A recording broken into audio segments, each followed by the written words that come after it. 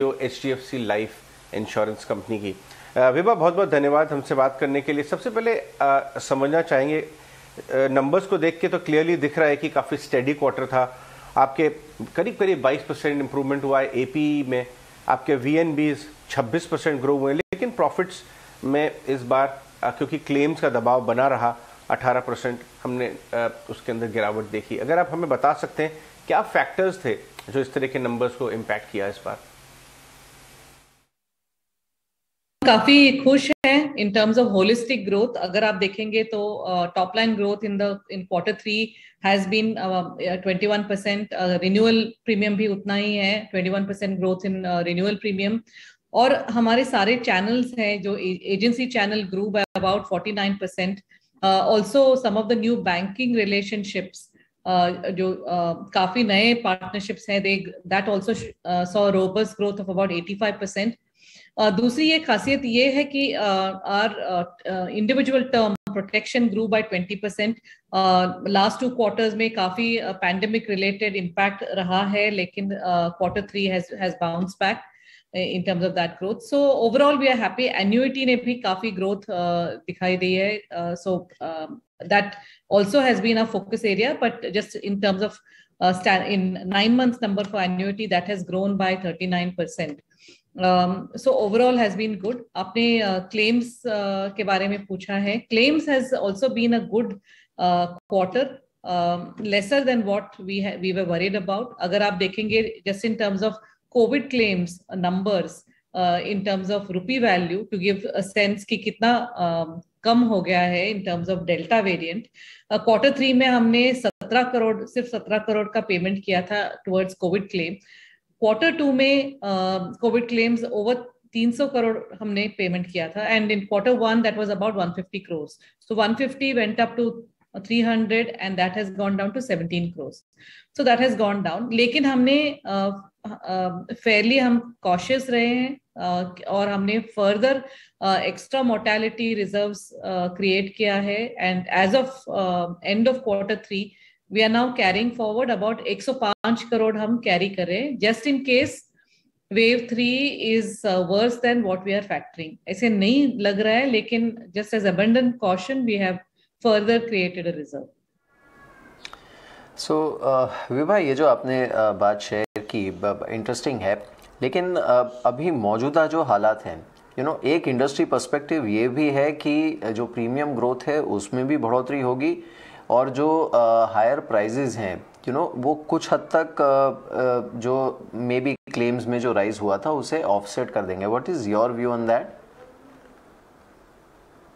हमने price increase जो term पे लिया है, that is in the range of about 15 to 25%, लेकिन वो लेने से हम मार्जिन न्यूट्रल है. कोविड क्लेम्स एलिवेटेड है ही, लेकिन हम मार्जिन न्यूट्रल है वो इंक्रीज लेने के बाद. So we are reasonably comfortable कि ये जो हमने increase लिया है वो अभी sufficient है अभी के लिए, and we'll be able to continue to grow on term protection.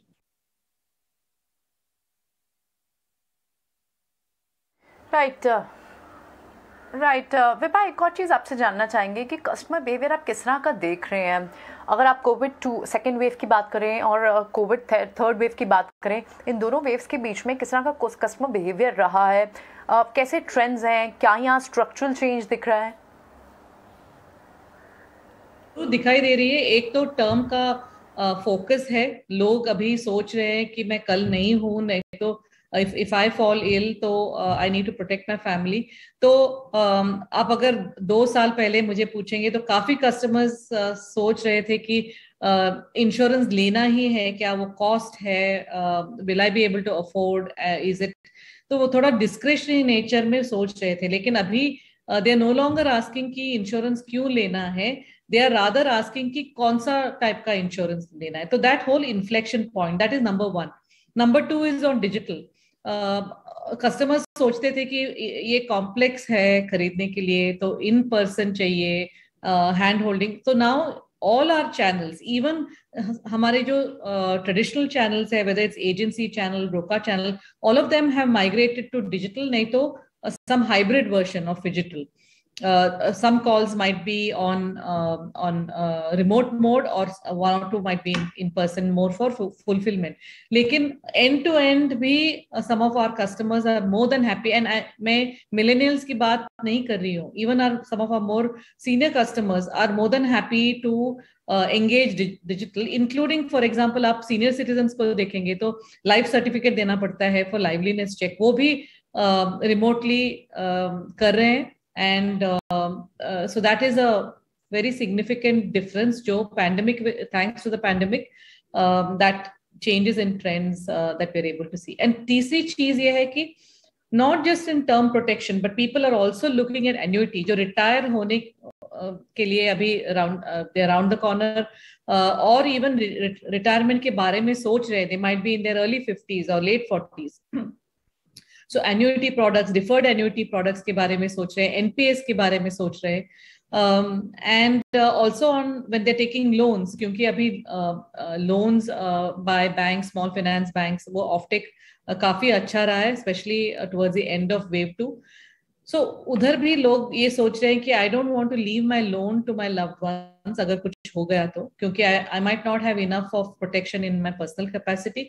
तो जब भी मेरा loan आउटस्टैंडिंग रहेगा, लेट मी गेट इंश्योर्ड, वो भी हम देख रहे हैं in terms of change, very significant change in way of thinking.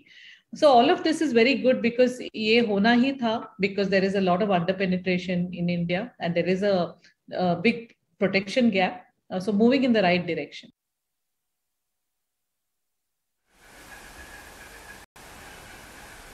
Vibha, हमने देखा कि आपका जो सॉल्वेंसी रेशियो है वो थोड़ा सा नीचे गया है बिकॉज कैश पे आउट हुआ है एक्साइड लाइफ का एक्विजिशन जो आपने किया था. अपना प्लान बताइए अभी, और आप अपनी सिचुएशन बताइए, बुक्स पे कैपिटल किस तरह का है, कैपिटल रेजिंग की क्या आपको कोई स्कोप दिखती है, कोई ज़रूरत महसूस हो रही है आगे चलते हुए? एक्चुअली ये 190% इज बिफोर द कैश पे आउट. एक्साइड लाइफ का कैश पे आउट हुआ on 1st of January, and this number of 190 is as of 31st of December. Typically हम 190% के रेंज में ही रहे हैं, तो last year was more an aberration wherein the capital was slightly higher.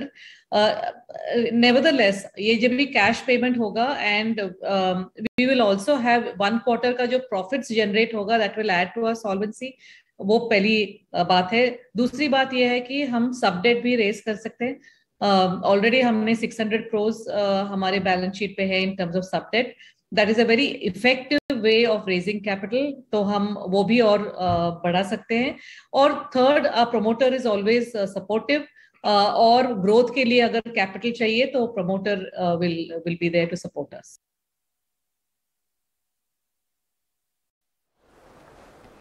Right.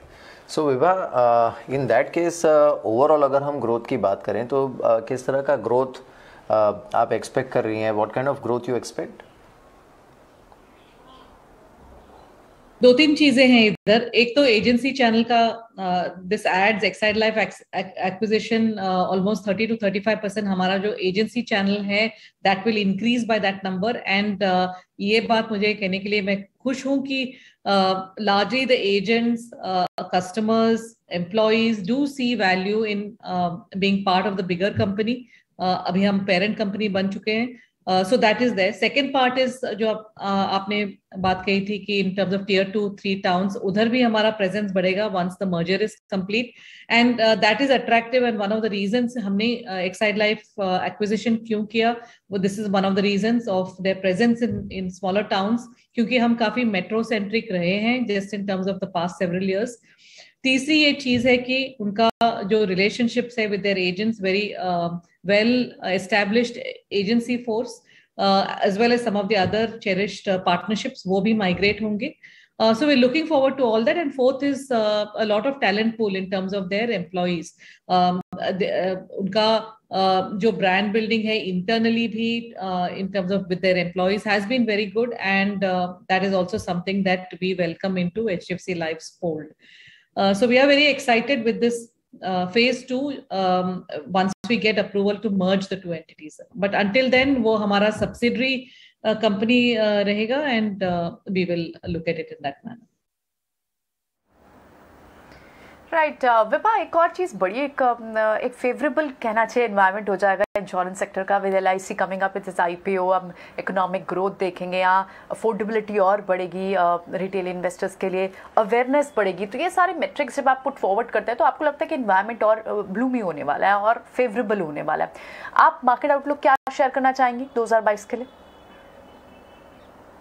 काफी bullish हूँ outlook पे, क्योंकि हम पैंडेमिक में से थर्ड वेव में से भी बाहर आ जाएंगे काफी जल्दी।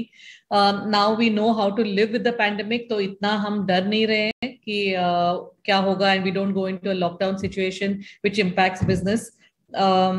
वैक्सीनेशन भी, थर्ड बूस्टर शॉट भी सीनियर सिटीजन के लिए, and now eventually for the larger population, all of that will help us in terms of further mutations, viruses, and so on. So I think that this suppressed economic revival has been somewhat of a up and down situation that will really have a good spurt in growth in all sectors, and insurance is also there. And मैंने जो बात कही थी अभी की, people are no longer asking insurance क्यों चाहिए, लेकिन कौन सा insurance is right for me, कितना allocation करना है, and so on. So really demand is certainly there. अगर आप देखेंगे टर्म में भी, out of every 100 people who want to buy policies, where अभी we are only able to issue about 61. So even if 61 goes to 80 और 75, उसमें भी काफी ग्रोथ आपको दिखाई देगी। विभा, अगर हम 22-23 की बात करें तो किस तरह का प्रोडक्ट मिक्स पे आप फोकस कर रही हैं? आपने हमेशा बोला है कि एक बैलेंस्ड पोर्टफोलियो रखेंगे प्रोडक्ट मिक्स में। जिस तरह से डिमांड आ रही है, कुछ अगर आप आउटलुक शेयर करें प्रोडक्ट मिक्स पे।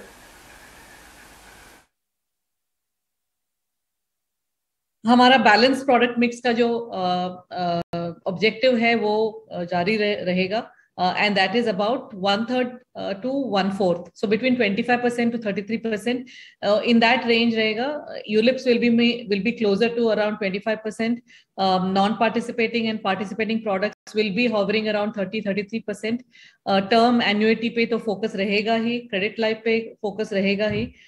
And also product innovation, हमारा जो we are known as a product factory, bringing नए products जो Indian public ने कभी देखे ही नहीं है, whether it is our cancer care, whether it is Sanchay Plus, whether it is Sanchay Par Advantage, deferred annuity, all these are first that we have brought to the Indian market.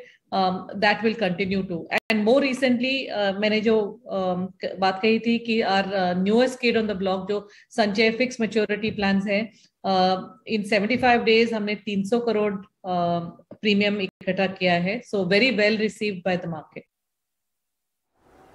Right. Vibha, margins पर आपका outlook क्या है? Because ये जो 26% के आसपास का margin हमने देखा था, which was on the back of higher volumes and balance product mix, इसे आगे किस तरह से प्ले आउट होता देख रहे हैं आप? Absolutely. Just to recap, 9 months में our margins went up from 25.6% to 26.5%, and hence VNB growth of 26%. आप down the line smooth upward curve तो जरूर देखेंगे on margins. So margins will continue to inch up, और VNB भी in this kind of a range बढ़ेगा. All right, thanks very much, Vibha, आज हमसे बात